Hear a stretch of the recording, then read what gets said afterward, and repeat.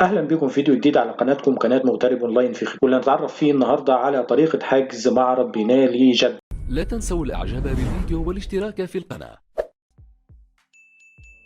لكن قبل ما نبتدي في الشرح، لو اول مره تشوفونا تنزلوا تشتركوا في القناه وتفعلوا زر الجرس عشان يوصلكم كل فيديو جديد ومفيد بنقدمه على القناه. في البدايه بنروح على موقع حجز تذاكر بينالي، معرض بينالي للفنون الاسلاميه. هسيب لكم الرابط بتاعه في الوصف اسفل الفيديو ان شاء الله. هيظهر قدامنا هنا ساعات عمل معرض بينالي يوم الحد، من الحد حد وخميس وسبت، من 11 صباحا ل 11 مساء، يوم الجمعه من 2 مساء ل 11 مساء. بننزل تحت هنا تذاكر الزوار وهنا تذاكر الشركات. تذاكر الزوار بنضغط على الحجز من هنا، بتظهر لنا صفحه التسجيل. بنبدا ندخل الاسم الاول والاسم الثاني، وبندخل عنوان البريد الالكتروني، وبنضغط على وافق على الشروط، وبنضغط على زر سجل الآن. بنبدأ ندخل رقم الهاتف بتاعنا،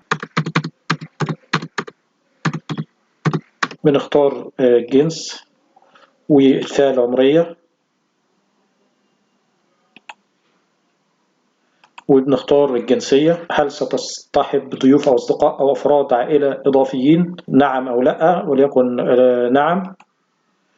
اختر عدد الضيوف، بنختار من هنا العدد، وبنضغط متابعة إلى بيانات الضيف. بتظهر قدامنا صفحة تأكيد البيانات بالشكل ده يا شباب. بننزل لأسفل الصفحة وبنضغط على بوك تيكت، وبكده نكون نجحنا في حجز تذاكر معرض بينالي جدة.